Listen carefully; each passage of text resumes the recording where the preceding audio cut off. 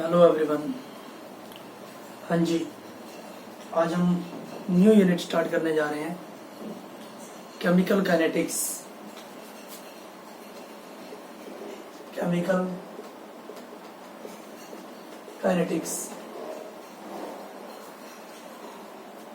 Kinetics जो word है वो अपोजिट होता है स्टैटिक्स का। स्टैटिक्स मीन्स रेस्ट और काइनेटिक्स मीन्स मूवमेंट।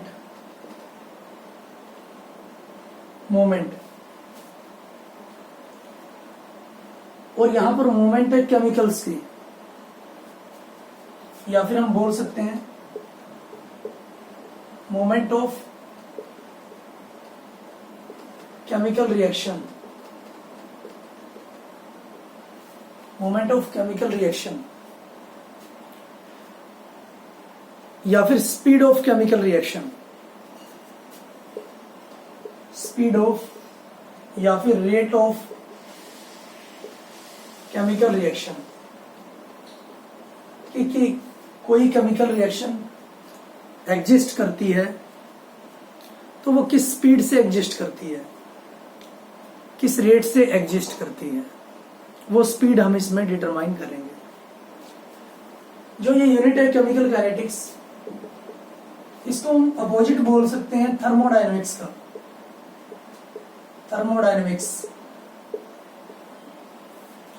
थर्मोडायनेमिक्स आपने पढ़ी थी 11th क्लास में, लास्ट क्लास में पढ़ी थी।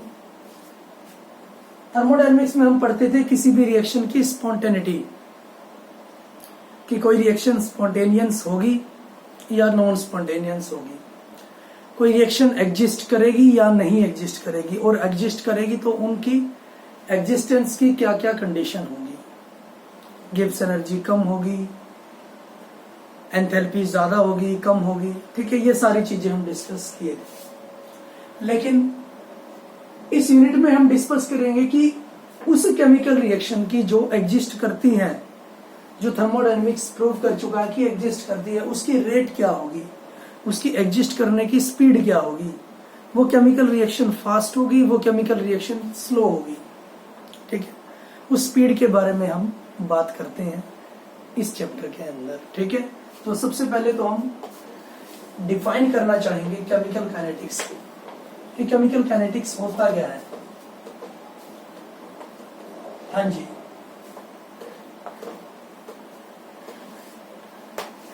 तो हम बोल सकते हैं the branch of chemistry, the branch of chemistry which deals with the study of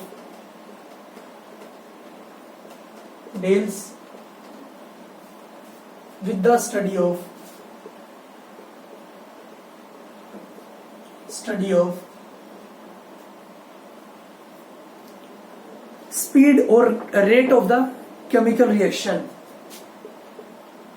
speed या फिर rate of chemical reaction and the factor affecting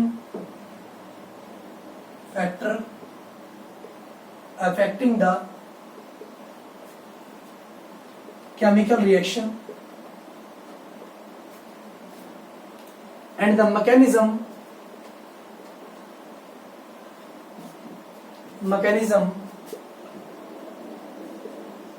by which the reaction proceeds। Clear?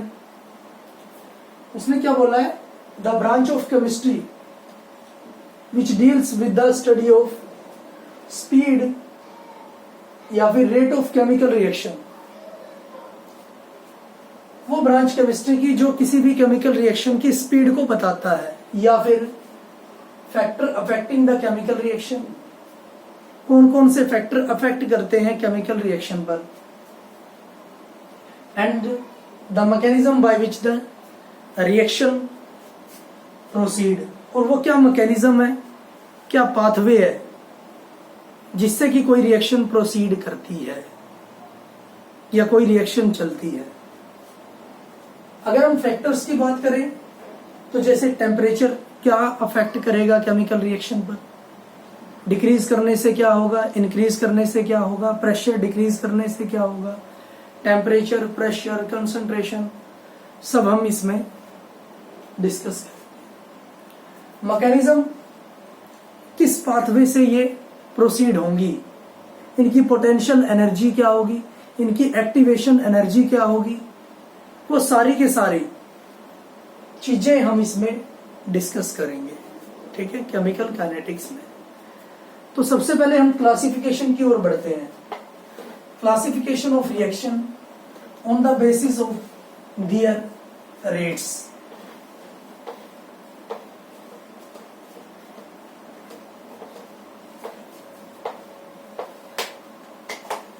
Classification of reactions.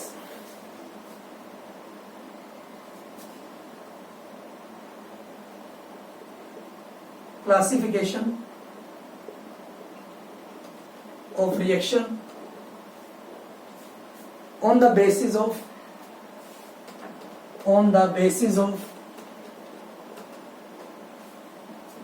their rate।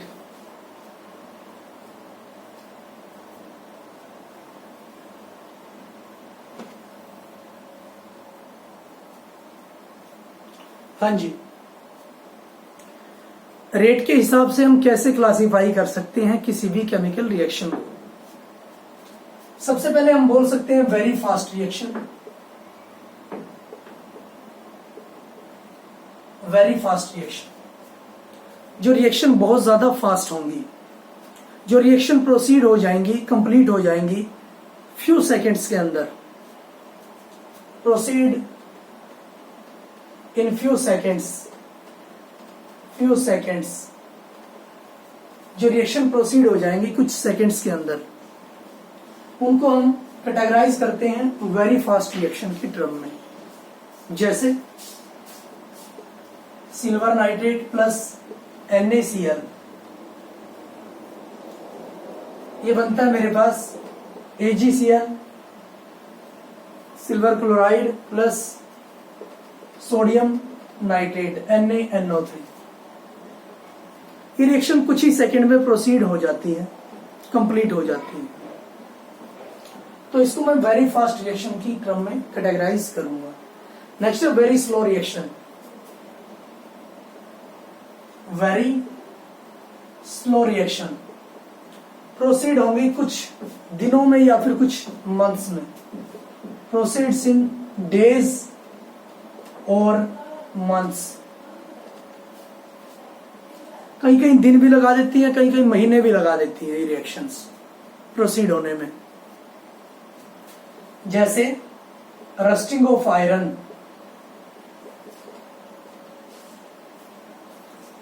Rusting of iron previous chapter में हम इसको कर भी चुके हैं, explain कर भी चुके हैं, स्टेप बाय स्टेप इसकी सारी रिएक्शन हमने कर ली थी। लोहे को जंग लगना, ठीक है, कुछ महीनों का काम भी हो सकता है, कुछ दिनों का काम भी हो सकता है। तो इसको मैं वेरी स्लो रिएक्शन की कैटेगरी में रखूंगा। ठीक है। नंबर 3, कुछ रिएक्शन होंगी जो कि ना तो फास्ट होंगी ना ही स्लो होंगी। The reaction which is neither very fast NOR very slow, ना तो वो रिएक्शन ज्यादा फास्ट होंगी और ना ही रिएक्शन वो ज्यादा स्लो होंगी। ठीक है। जैसे हम बोल सकते हैं hydrolysis of ethyl acetate, hydrolysis of ethyl acetate. हाँ जी, इथाइल एसीटेट हमारे पास होगा CH3COOC2H5, ethyl acetate. Ester group introduce हो रहा है हमारे पास। इसके हाइड्रोलिसिस करते हैं हम H2O, और acid catalysed hydrolysis H positive. ठीक है, कैटालिस्ट यहां पर एसिडिक कंडीशंस होंगी। हाँ जी, आपको कैसे इसको याद रखना है, वाटर है, H पॉजिटिव और OH नेगेटिव आयंस में आयोनाइज होगा, और ये रिएक्शन जो ये एसीटेट है हमारे पास, इथाइल एसीटेट है, वो डिसोसिएट होगा CH3CO positive O C2H5 negative, क्योंकि यहाँ पर कार्बन है या कार्बोनिल ग्रुप है, वो इलेक्ट्रो पॉजिटिव होते हैं और ऑक्सीजन इलेक्ट्रो नेगेटिव होता है, नेगेटिव चार्ज ही लेकर चला जाएगा। अब जो ये इलेक्ट्रो पॉजिटिव है, पॉजिटिव चार्ज है, पॉजिटिव को जोड़ दो नेगेटिव के साथ, OH आ जाएगा इसके साथ, तो ये बनता है CH3COOH, acetic acid plus C2H5OH alcohol, acetic acid plus alcohol, ethyl alcohol. तो ये रिएक्शन है, ना तो हम इसको फास्ट रिएक्शन बोल सकते हैं, ना ही हम इसको स्लो रिएक्शन बोल सकते हैं। कुछ आवर्स लेती है, कुछ घंटे लेती है ये प्रोसीड होने में, ठीक है। तो हम इसको थर्ड कैटेगरी में रखेंगे, the reaction which is neither very fast nor very slow, ठीक है। नेक्स्ट हम बात करते हैं rate of reaction. Rate of reaction की बहुत ज्यादा इंपॉर्टेंट,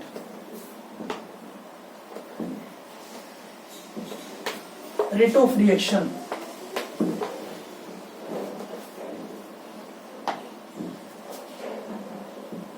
रेट ऑफ रिएक्शन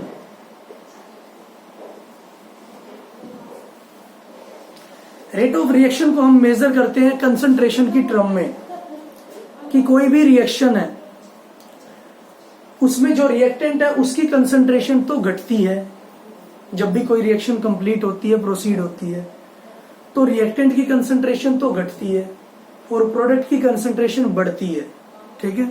और वो कितने टाइम में घट रही है और कितने टाइम में बढ़ रही है, उसको हम रिप्रेजेंट करेंगे, एक्सप्रेस करेंगे रेट की टर्म में, ठीक है। तो मैं लिख सकता हूं, it is defined as the decrease या फिर the change in concentration, change in concentration of reactant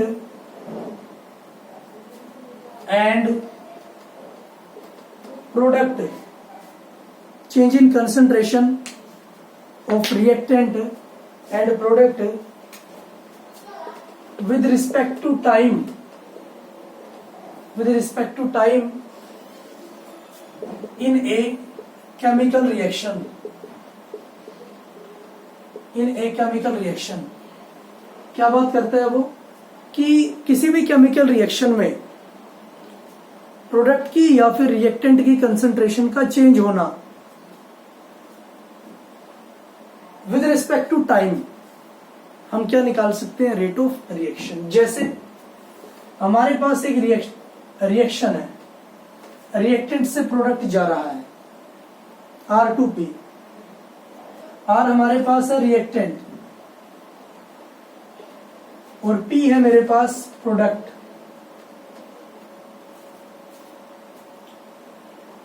तो मुझे पता है जो रिएक्टेंट की कंसंट्रेशन है वो होगी decrease in the concentration of reactant, reactant की कंसंट्रेशन होगी डिक्रीज और प्रोडक्ट की कंसंट्रेशन होगी increase in the concentration of product, ठीक है। रिएक्टेंट की कंसंट्रेशन होगी डिक्रीज, प्रोडक्ट की कंसंट्रेशन होगी इंक्रीज। कोई भी केमिकल रिएक्शन है, रिएक्टेंट घटता चला जाएगा और प्रोडक्ट बढ़ता चला जाएगा, ठीक है। तो हम स्पीड कैसे निकालें, हम रेट कैसे निकालें? हाँ जी, आप स्पीड कैसे निकालते हो? डिस्टेंस बाय टाइम, स्पीड होता है डिस्टेंस बाय टाइम। मीन्स कोई ऑब्जेक्ट है,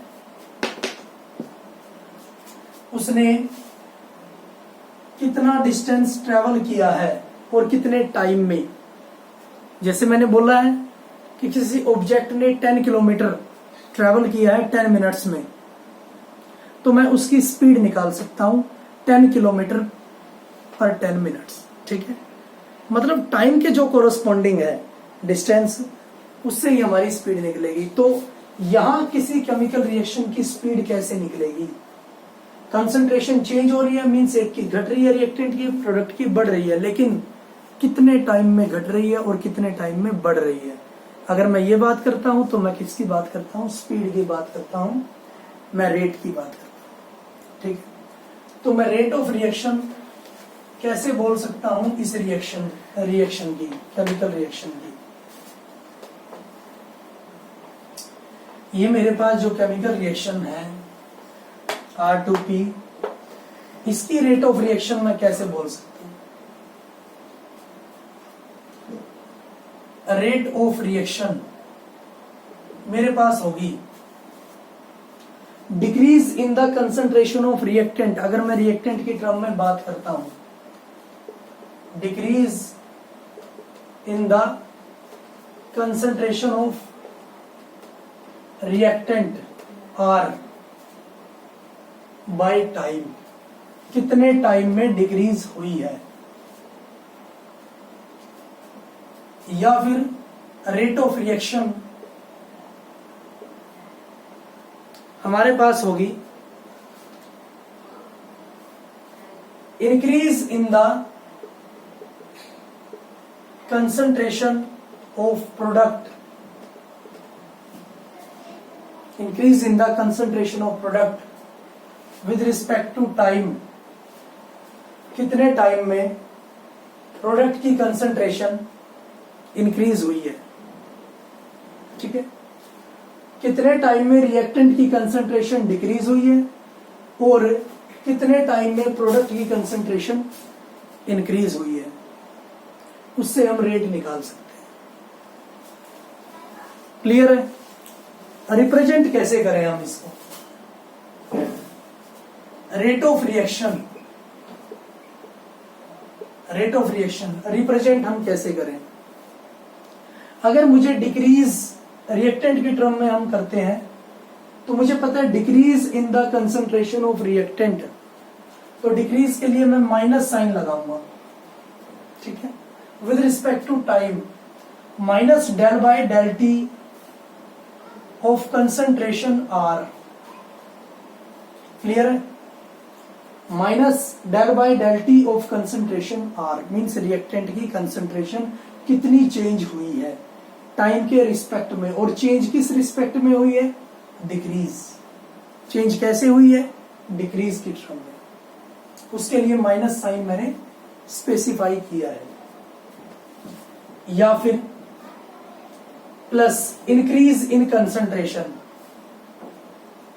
increase in concentration of product with respect to time plus del by del t of P product. ठीक है, increase in the concentration of product. इस तरह से हम इसमें शो करते हैं। एक एग्जांपल लेते हैं,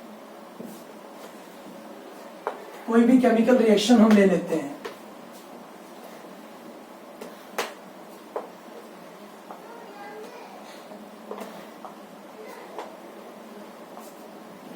जैसे हमारे पास केमिकल रिएक्शन है PCl5 डिसोसिएट हो रहा है PCl3 प्लस Cl2 में, PCl3 प्लस Cl2।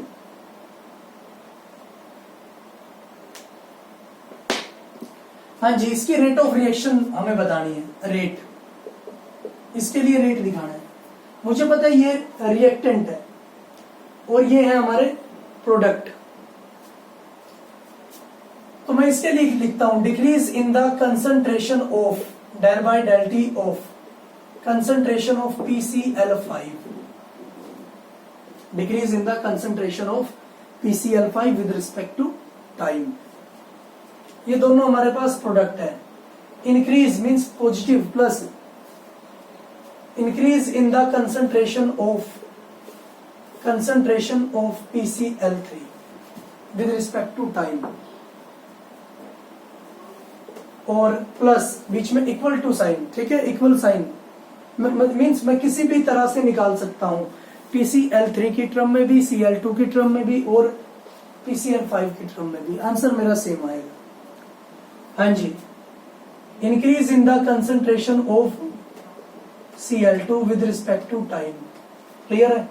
तो ये मेरा आ गया rate of chemical reaction, rate of chemical reaction.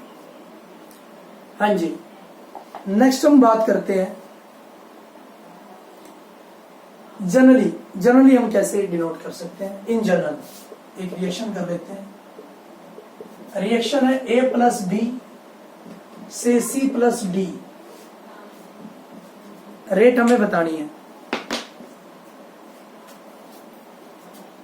Rate equal to होगा minus del by del t of concentration of A, क्योंकि रिएक्टेंट है, डिक्रीज हो रही है इसकी concentration, minus del by del t of concentration of B, क्योंकि ये भी रिएक्टेंट है, plus del by del t of concentration of C, ये प्रोडक्ट है, और plus del by del t of concentration of D, ये भी हमारे पास क्या है, प्रोडक्ट है।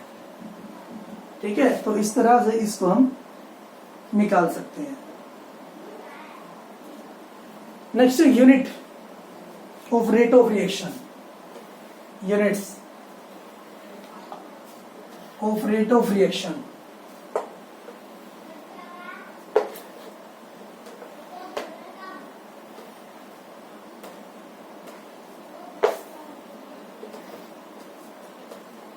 Units of rate of reaction,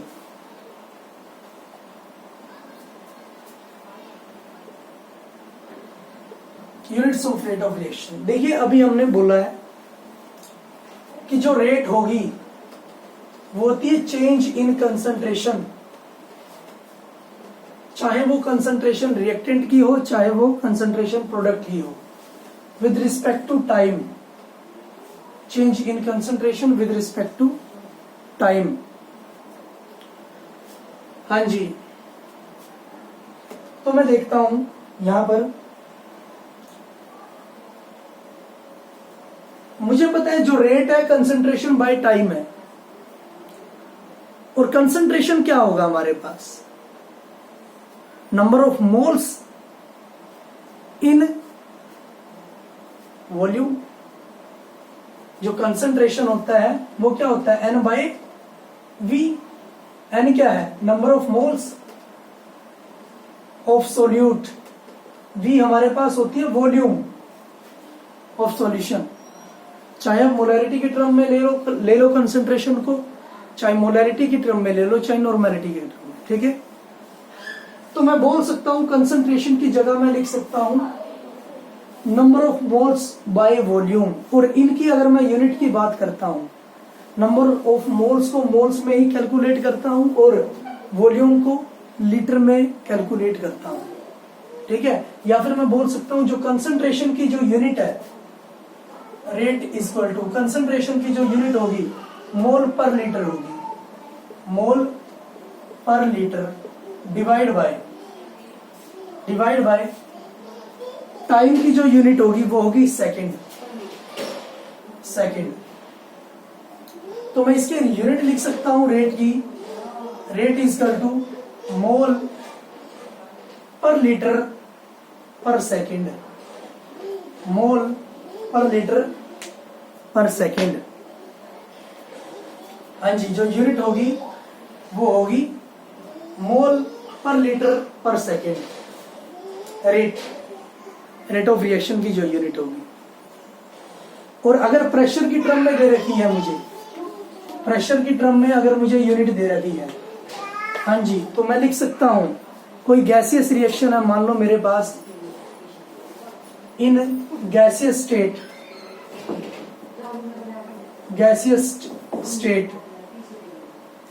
हाँ जी, मान लो मेरे पास रिएक्शन है A टू B, गैसियस है, तो मैं बोल सकता हूं रेट क्या होगी, change in pressure change in pressure with respect to time, कितना प्रेशर चेंज हुआ है, इसका प्रेशर डिक्रीज होगा, इसका इंक्रीज होगा, या फिर रिएक्टेंट और प्रोडक्ट की टर्म में ही आएगा। ठीक है, प्रेशर की टर्म में ही आएगा हमारे पास जो रिजल्ट है। हाँ जी, और प्रेशर की जो यूनिट होती है वो होती है एटमॉस्फेयर। ठीक है, तो ये आ गया मेरे पास rate equal to atmosphere, time होता है सेकंड में, तो यूनिट हमारे पास बनती है एटमॉस्फेयर पर सेकंड, एटमॉस्फेयर पर सेकंड। हाँ जी, तो मैं बोल सकता हूं कि जो यूनिट दे रखी है कंसंट्रेशन की टर्म में, तो उस जो अगर हमें रिएक्टेंट दे रखा है कंसंट्रेशन की टर्म में, तो मोल पर लीटर पर सेकंड हमारी यूनिट होगी रेट की, और गैसीय स्टेट में दे रखा हो तो एटमॉस्फेरिक पर सेकंड हमारी यूनिट होगी रेट ऑफ रिएक्शन। क्लियर? हाँ जी, तो आज के लिए हम इतना ही करेंगे। Thank you for cooperation.